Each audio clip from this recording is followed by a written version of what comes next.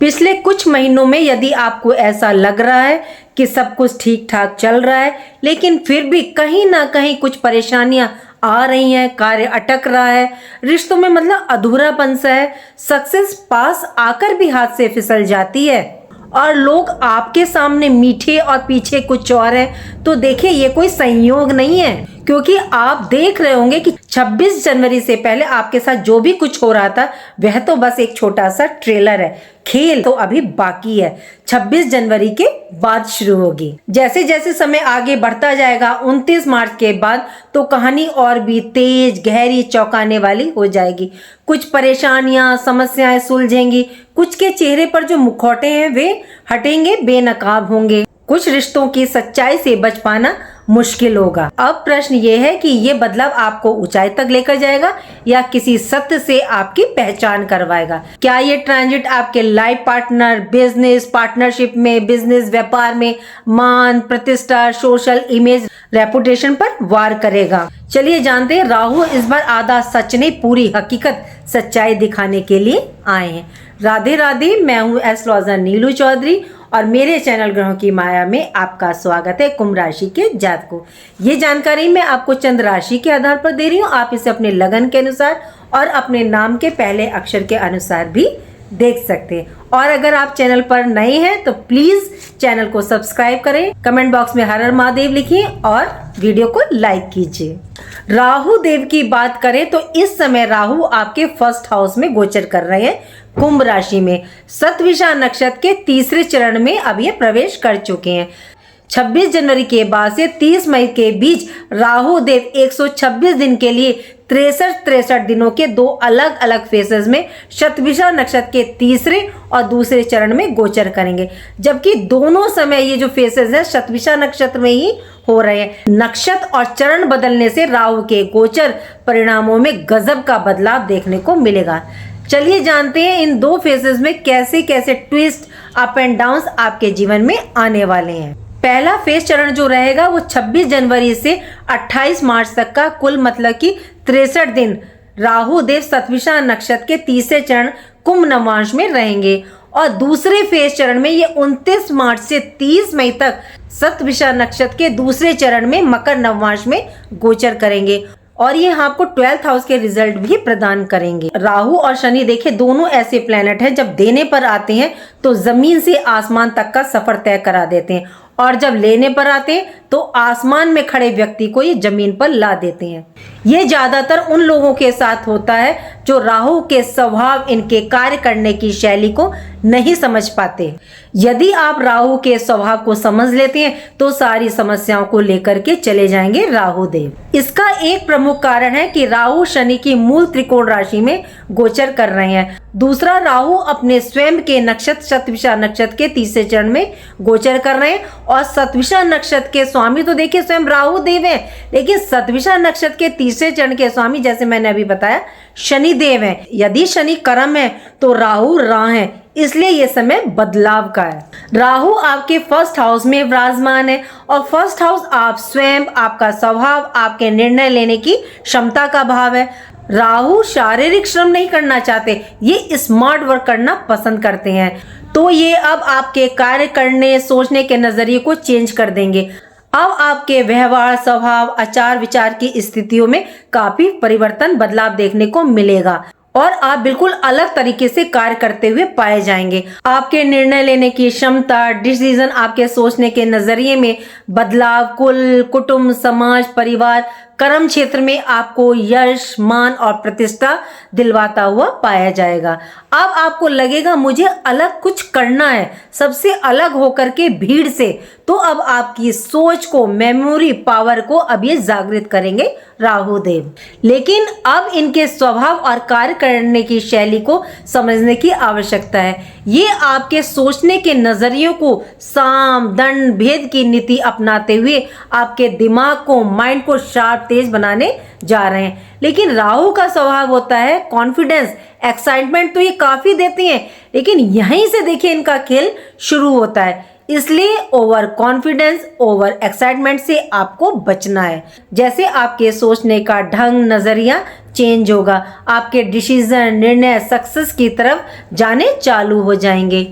लेकिन ध्यान रखिएगा, कॉन्फिडेंस को ओवर कॉन्फिडेंस में परिवर्तित ना होने दें। जब बिना सोच विचार कर ओवर कॉन्फिडेंट में निर्णय डिसीजन लें तो आप समझ जाइएगा कि राहु आपको अपने धुन जाल में फंसाने का कार्य कर रहे हैं। तो अब आप शांति से सोचें और निर्णय लें। जब आप शांति से डिसीजन लेंगे तो आपका सफल होना तय है। राहु इस काल अवधि में 30 मई तक कुंभ नवमांश और मकर नवमांश यानी आपके फर्स्ट हाउस और 12th हाउस दोनों घरों से संबंधित रिजल्ट आपको ये प्रदान करेंगे। अब देखिए, राहु के पास 3 दृष्टियां होती हैं। पहली पंचम दृष्टि, सप्तम दृष्टि और नवम दृष्टि। चलिए जानते हैं राहु कर्म की राह पर आपके जीवन में कैसे कैसे बड़े बदलाव लेकर के आ रहे हैं। राहु की पंचम दृष्टि आपके 5th हाउस पर पड़ रही है। ये आपके शिक्षा का, संतान का, विद्या, बुद्धि का, लव रिलेशन, अफेयर के साथ साथ ये आकस्मिक लाभ का भी होता है। स्टूडेंट्स, विद्यार्थियों को देखिए राहु काफी लाभ प्रदान कर रहे हैं। यदि आपका कोई कॉम्पिटिटिव एग्जाम है, कंपटीशन है, तो उसके अंदर राहु सफलता को क्रैक करने के योग निर्मित करेंगे। कैसे? इस टाइम आप अपनी बुद्धि, विवेक, चातुर्यता का सदुपयोग करके सफलता को प्राप्त करोगे। संतान संबंधी कोई टेंशन है तो ये उसे समाप्त करेंगे। यदि आप संतान प्राप्ति चाह रहे हैं किंतु किसी ना किसी रीजन के चलते देरी हो रही है तो राहु आपको संतान प्रदान करने के योग निर्मित करेंगे, साथ ही आशीर्वाद प्रदान करेंगे। रिलेशनशिप को अच्छा तो ये बना रही हैं, लेकिन राहु कभी भी देखिए 100% और शुद्ध रिजल्ट नहीं प्रदान करते। जिस भाव में बैठते हैं, जहां इनकी दृष्टियां होती हैं, उस भाव संबंधी ये पूर्ण रिजल्ट प्रदान नहीं करते। तो लव रिलेशन वाले यहाँ थोड़ा सा ध्यान रखें। राहु क्या थोड़ा सा शक, भ्रम की स्थिति को पैदा करते हैं, तो आप अपने पार्टनर पर विश्वास रख के चलिएगा। आकस्मिक लाभ की स्थिति भी ये यहाँ निर्मित करेंगे, लेकिन आकस्मिक लाभ के साथ लालच को भी ये उत्पन्न करते हैं। देखिए, 5th हाउस से शेयर मार्केट को भी देखा जाता है। तो मान लीजिए आप शेयर मार्केट में काम करते हैं, आपने सोचा कि यदि आज मुझे 10,000 का प्रॉफिट लाभ प्राप्त हो जाए तो मैं यहाँ से बस 10,000 का प्रॉफिट लाभ लेकर के ही निकल जाऊंगा। किंतु जैसे ही आपको प्रॉफिट हुआ तो आपका लालच क्या है, इस टाइम बढ़ जाएगा कि ये 10 के 15 हो जाए, 15 के 20 हो जाए।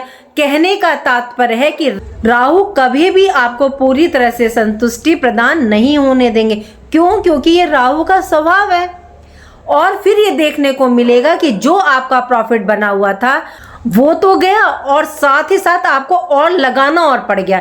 तो बस यहीं से आपको समझना है, लालच की स्थिति में ना आए। जो आसानी से राहु आपको लेकर के दे उसको ले लीजिए, एक्सेप्ट कर लीजिए। यदि इस बात का ध्यान रखा तो राहु देव ऐसे कई रास्ते आपके लिए निर्मित करेंगे और आपको आकस्मिक लाभ प्रदान करते हुए पाए जाएंगे। राहु की सप्तम दृष्टि आपके 7th हाउस पर, और देखिए 7th हाउस को जय भाव भी बोला जाता है, और ये आपके जय भाव पर दृष्टि डाल रहे हैं। ये आपके मैरिड लाइफ का, स्पाउस का, बिजनेस व्यापार का, बिजनेस पार्टनरशिप का भाव है, डेली वेजेस का भाव है। राहु की दृष्टि शनि के चरण कुंभ और मकर नवमांश की है। तो शनि दैनिक रोजगार के कारक हैं, तो दैनिक रोजगार की स्थिति में सुधार होगा। मैरिड लाइफ में यदि कोई प्रॉब्लम आ रही थी तो वह दूर होगी। सिर्फ आपको ध्यान क्या रखना, ध्यान ये रखना है कि आपको अपने स्वभाव को नियंत्रित रखना है। किंतु ये पार्टनरशिप का स्थान भी है। यदि आप पार्टनरशिप में काम कर रहे हैं या करना चाह रहे हैं तो एक बात का ध्यान रखिएगा, कहा जाता है ना कि सावधानी हटी और दुर्घटना घटी। किसी के ऊपर आप ज्यादा विश्वास ना करें, मतलब ब्लाइंड फेथ ना करें, आपको नहीं करना है। यदि आपने अपने पार्टनर के ऊपर सब कार्य छोड़ दिया, प्रॉफिट लॉस जो भी वे आपको बता रहे हैं उस पर आप विश्वास कर रहे हैं, तो ये आपको नुकसान हानि के योग बना देंगे। बिजनेस व्यापार संबंधी प्रॉफिट लॉस सबका ब्यौरा आपके पास भी देखिए होना चाहिए, मतलब आपको भी ध्यान रखना है, सतर्क रहना है, तो आपके पार्टनर और पार्टनरशिप पर कोई आंच नहीं आएगी और रिश्ता भी आपका देखिए बचा रहेगा। विदेश संबंधी देखिए यदि आपका कार्य है उसके लिए बहुत उत्तम समय, सर्वोत्तम समय है। देखिए 7th हाउस में केतु देव भी विराजमान है और ये अध्यात्म से जुड़े ग्रह हैं। केतु राहु के बिना अधूरा है और राहु केतु के बिना अधूरा है। तो इस टाइम आपको धर्म और अध्यात्म से जुड़ करके रहना है। बात करते हैं नवम दृष्टि की। नवम दृष्टि आपके भाग्य भाव पर पड़ रही है। ये भाव विदेश यात्रा का, धार्मिक यात्राओं का, धार्मिक कार्यों का, पिता का स्थान है। पिता के साथ आपकी बॉन्डिंग अच्छी रहेगी। यहाँ शनि भी कार्य कर रहे हैं आपके नवमांश में। पिता से यदि आपको कोई इशू था तो वह समाप्त होगा। विदेश यात्रा के योग बना रहे हैं और आपके लिए भाग्य की स्थिति को मजबूती प्रदान करेंगे। आपका माइंड, आपकी सोच विचार में कार्य करने में भाग्य भी देखिए इस टाइम आपका साथ देगा। राहु धार्मिक यात्राओं में आपको अड़चन उत्पन्न कर सकते हैं, मतलब पूजा पाठ से राहु आपको दूर कर सकते हैं, लेकिन आपको अपने को धर्म अध्यात्म से, धार्मिक गतिविधियों से दूर नहीं रखना है। राहु के नकारात्मक प्रभाव से आपको बच करके चलना है। लालच, over confidence, over excitement, shortcut रास्ता, मतलब किसी दूसरे की उलझन में आपको नहीं पड़ना है, परेशानी में। दुर्व्यसनों की स्थिति से आप दूर रहें। यदि आप इन बातों का ध्यान रख करके चलते हैं तो राहु के नकारात्मक दृष्टिकोण आपके लिए शून्य मात्र भी प्रभावित नहीं कर पाएंगे। देखिए कुंभ राशि के जातकों, कुंभ राशि के लाखों करोड़ों लोग हैं पूरे विश्व में। आप जिस राशि के बारे में सुन रहे हैं उन ग्रहों का आपकी राशि में अच्छी स्थिति में होना भी बहुत जरूरी है। तो राहु और शनि की पोजीशन को भी प्लीज आप चेक करें। राहु की बेस्ट पोजीशन देखिए तीसरे भाव, छठे भाव, 10वें भाव और 11वें भाव में मानी जाती है। यदि राहु की पोजीशन आपकी उसमें नीच है तो प्लीज इसके उपाय करके चलें। और राहु वृश्चिक राशि में ज्यादा नीच के होते हैं और धनु में ये नीच के तो होते हैं लेकिन ज्यादा नकारात्मक प्रभाव नहीं प्रदान करते हैं। अब प्रश्न उठता है कि यदि आपकी पत्री में राहु की पोजीशन खराब है तो प्लीज कुछ उपायों को करके चलिएगा इनके पॉजिटिव रिजल्ट प्राप्त करने के लिए। तो पहला तो है कि आप इनके मंत्र का जाप कर लीजिए या सुन लीजिए, आप मनी मन बोलते रहिए ओम रांग राहवे नवे। और शिव पूजा आपके लिए सबसे उत्तम मानी गई है। आप एक लोटे जल में गुड़, शहद, शक्कर, सफेद तिल डाल के शिवलिंग पर अर्पित करें। दूसरा उपाय है, अगर आपको सफाई कर्मचारी दिख जाएं तो प्लीज उनको जरूर दान दीजिए। बुधवार और शनिवार तो डेफिनेटली दीजिए। राहु क्या है? धुआं है। शनि अंधेरा है तो धूप दीप आप संध्या समय प्रज्वलित करें। संध्या मतलब शाम के टाइम। राहु का स्थान देखिए टॉयलेट माना जाता है तो आप अपने घर के टॉयलेट को साफ रख करके चलें। उम्मीद करती हूँ कि जो जानकारी मैंने आपको दी वो आपको पसंद आई होगी। पसंद आई है तो लाइक कीजिएगा, कमेंट बॉक्स में हर हर महादेव लिखिए और मेरे चैनल ग्रहों की माया को सब्सक्राइब कीजिएगा। राधे राधे, जय माँ बाबा।